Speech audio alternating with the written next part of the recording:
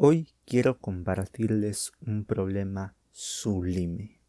Digo sublime porque, aunque puede ser un poco tedioso resolverlo a mano, los conocimientos necesarios para resolverlo son muy básicos. Además, puede que para muchos la solución sea completamente imprevisible. Bueno, no nos extendamos más y empecemos a enunciar el problema. Imaginemos un tablero como este. Sus dimensiones 10 por 10, en el cual existen fichas de tamaño 1 por 1. Las fichas se pueden desplazar libremente por el tablero, a nuestra conveniencia, en 4 diferentes direcciones. Por ejemplo, desplacemos las fichas hacia arriba. Lo único que impide que una ficha continúe subiendo son los límites del tablero u otra ficha. De forma similar, si lo desplazamos a la derecha, hacia abajo o a la izquierda. Volvamos al tablero inicial. Supongamos que empezamos a mover el tablero siguiendo el patrón arriba, derecha, abajo, izquierda. Nuevamente arriba, nuevamente a la derecha y así de forma periódica. Lo que nosotros queremos es saber cuántos desplazamientos necesitamos para que el tablero vuelva a su estado inicial. ¿Qué significa volver al estado inicial? Significa que las mismas casillas del tablero que en un inicio estaban ocupadas por fichas vuelvan a estar ocupadas. Y no solo tienen que volver a ser ocupadas, sino que tiene que existir una correspondencia con el color. Cada ficha tiene un color y lo que nosotros queremos es que donde inició una ficha color azul termine también una ficha color azul. Eso sí, no tiene que ser exactamente la misma ficha azul. En otras palabras, consideramos que dos fichas de un mismo color son idénticas. Antes quiero hacer una aclaración. Yo estoy presentando un tablero inicial que a lo largo de las animaciones del video vamos a estudiar. Sin embargo, no pretendo resolver el problema solamente para este tablero en particular. Mi intención es presentar una solución general que funcione para otros tableros. Aclarado lo anterior, es necesario poner una condición sobre el estado inicial. Este tiene que ser estable frente a los desplazamientos hacia abajo o a la izquierda. Es decir, si intentamos mover hacia abajo, nada debe pasar. Si intentamos mover hacia la izquierda, tampoco nada debe pasar, porque toda ficha tiene que estar siendo bloqueada por las paredes del tablero o por alguna otra ficha. Empecemos a resolver el problema. Lo primero que haremos para solucionar el problema es estudiar el estado inicial. Pero antes, quiero mencionar que a partir de este momento nos vamos a olvidar del tema de los colores de las fichas. ¿Cómo se ven? ¿Qué característica visual tienen en común los tableros a los que no les pasa nada cuando intentamos desplazar las fichas hacia abajo o a la izquierda? Tienen una forma muy particular, tienen una forma de escalera. Vamos a ver bien por qué es esto. Con forma de escalera me refiero a que cuando miramos cuántas fichas hay en cada columna de izquierda a derecha, obtenemos una secuencia no creciente. Es decir, que el número de fichas o se mantiene igual o baja, pero nunca crece. De forma similar, el número de fichas por fila cuando lo leemos de abajo hacia arriba, también es una secuencia no creciente. ¿Cómo podemos estar seguros de esto? Pensemos en que si lo anterior no fuera cierto, por ejemplo, que el número de fichas en cada columna puede crecer en algún punto, el tablero que obtendríamos necesariamente podría realizar un desplazamiento hacia la izquierda, porque existirían fichas que no tendrían nada a su izquierda. Por lo tanto, podrían desplazarse en esa dirección. Acá tenemos algunos ejemplos. Por lo tanto, en ningún punto la secuencia puede crecer. Siempre debe mantenerse el mismo número de fichas en cada columna o el número de fichas tiene que decrecer. El razonamiento es idéntico con el número de filas. Aquí también tenemos otros ejemplos. Existen también otros casos triviales que vamos a ignorar. Como resultado de esta parte, el bloque inicial tiene forma de escalera en términos sencillos. Ahora vamos con un punto más obvio. Queremos contar el número de desplazamientos necesarios para retornar al estado inicial. Este número debe ser múltiplo de 4, porque tenemos que completar una vuelta para que las fichas vuelvan a estar pegadas a la esquina inferior izquierda. De lo contrario, estaremos pegados a una esquina equivocada. Nosotros al final del vídeo calcularemos el número de vueltas necesarias para regresar al estado inicial. Si quieren el número de desplazamientos, solamente tienen que multiplicar por 4 el número de vueltas. Ya que queremos contar vueltas, empecemos a analizar qué pasa exactamente en una vuelta. Nuevamente solo nos enfocaremos en la forma de las fichas. Ya sabemos que al inicio la forma es de una escalera. Cuando hacemos el primer desplazamiento hacia arriba, lo que a primera vista se ve es que la escalera se ha invertido. Eso es fácil de verificar. Pensemos en dos columnas adyacentes en nuestra escalera.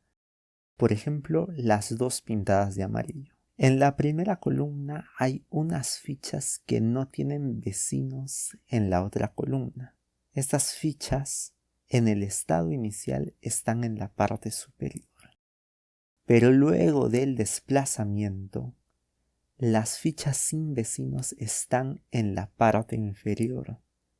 En resumen, las diferencias entre los escalones consecutivos se conservan, pero cambia su orientación, ya que la escalera ahora va a estar pegada a la parte superior del tablero. Podemos decir también que luego del primer desplazamiento, la forma de nuestro tablero es simétrico al inicial respecto al eje horizontal. Y es súper fácil de ver que lo mismo será con los desplazamientos siguientes. Por ejemplo, con el desplazamiento a la derecha, ahora el eje de simetría es el eje vertical. La simetría está presente en todo este ciclo, también cuando nos desplazamos hacia abajo o hacia la izquierda. Al completar el ciclo, hemos hecho 2 giros respecto al eje horizontal y 2 giros respecto al eje vertical. Pero hacer 2 giros respecto al eje horizontal es lo mismo que no hacer nada. Y hacer 2 giros respecto al eje vertical también. Por lo tanto, al completar el ciclo, hemos retornado a la misma forma que teníamos en un inicio. Podemos imaginarnos entonces el proceso de dar una vuelta como una forma de mezclar las fichas, pero sin dejar de ocupar las casillas que ya estaban ocupadas u ocupando casillas nuevas. Por eso el título del video es Permutaciones ocultas, Para los que conocen el concepto de permutación en combinatoria entenderán que esto es en esencia una permutación. Si hasta este punto no me he ganado tu like, no sé qué más quieres de mí. Sigamos. Ahora tenemos que analizar bajo qué patrón es que las fichas de nuestro tablero se mezclan o permutan. Sabemos que luego de una vuelta el orden se mantiene. Es decir, que si una ficha ha cambiado de posición, entonces la posición donde estaba ahora está ocupada por otra. Analicemos eso de forma genérica. Partamos de cierta ficha que inicialmente estaba en cierta posición y luego se va a otra posición. Luego de otra vuelta, esta vuelve a irse a otra posición. En algún punto, luego de tantas vueltas, tiene que volver a ocupar una posición que ya haya visitado antes. Porque podemos dar infinitas vueltas, pero solo hay un número limitado de posiciones. Imaginemos que volvemos a una posición que no es la primera. En toda vuelta, todas las posiciones están siempre ocupadas. Por lo tanto, va a haber un conflicto en esta posición marcada de rojo. Van a haber dos fichas que van a querer moverse hacia esa posición. En este caso, las que estén ocupando estas posiciones pintadas de amarillo. Esto es un absurdo, por lo tanto, es imposible que la ficha retorne a una posición que no sea la primera. Solamente podemos volver a la primera. Es decir, que esta ficha, a lo largo de las vueltas, tiene que ir moviéndose de forma periódica sobre un grupo de posiciones. Es más, este grupo de posiciones definen una familia. Todas las fichas que inicialmente estaban en estas posiciones van alternando posiciones entre ellas. Por supuesto, no todas las fichas tienen que pertenecer a esta familia. Las demás fichas están atrapadas en sus propias familias de posiciones. Para construir estas familias de posiciones solo tenemos que numerar con todo. Tanto las posiciones del tablero en morado como las fichas en azul. En un inicio, la ficha 0 es en la posición 0 y la ficha 1 en la posición 1 y así con todas. Demos una vuelta y empecemos a hacerle seguimiento a nuestras fichas. ¿Qué pasó con la ficha 0? Se movió a donde en un inicio estaba la ficha 24 y la ficha 24 a donde estaba la 30 y la 30 a donde inicialmente estaba la 0. Hemos completado nuestro primer ciclo. En este punto recién recordaremos que las fichas tenían un color. El color de las fichas 0, 24 y 30 en nuestro ejemplo eran amarillo, azul y violeta respectivamente. Luego de dar una vuelta, la ficha amarilla llega a donde inicialmente estaba el azul y la azul a donde estaba la violeta y la violeta donde estaba la amarilla. Esto lo vamos a representar con esta rotación. Necesitamos dar 3 vueltas en el tablero para que los colores correspondan con los colores iniciales. Entonces, el número de vueltas que tenemos que darle al tablero para que todas las fichas correspondan con sus colores iniciales tiene que ser un múltiplo de 3, para que al menos este grupo cumpla con la correspondencia de colores. Vamos con una nueva familia.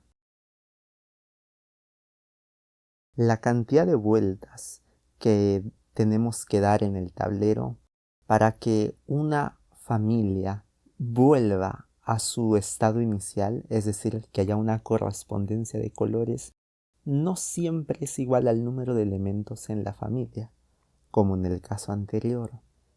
En este caso solo necesitamos una vuelta, porque todos los colores son iguales. La secuencia de colores en una de estas familias puede ser una secuencia periódica. Este periodo determina el número que estamos buscando. Aunque manteniéndolo en términos simples, solo hay que ver cuántas operaciones necesitamos para que los colores vuelvan a corresponder con el estado inicial. Completemos el resto de familias.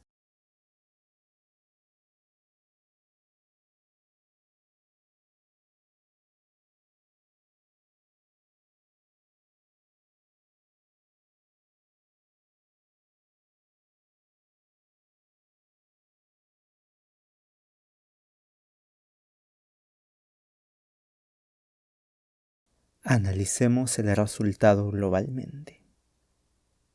El análisis anterior nos demanda que nuestra respuesta sea múltiplo de 3, 1, 3, 2, 4 y 15.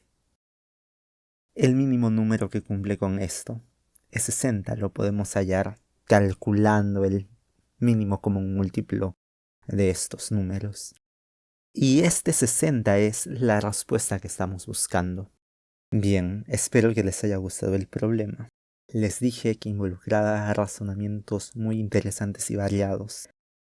Que el problema se reduzca al final a sacar el mínimo común múltiplo de ciertos números, sé que es un resultado inesperado para muchos. De paso hemos rozado ideas de teoría de grafos, divisibilidad, quizá de combinatoria, y por ahí también mini demostraciones por contradicción. En fin, un problema sublime como se los prometí en un inicio. Para terminar, tengo muchas ideas para futuros videos. Si están interesados, dejen su like, comenten, compartan. Eso. Chao.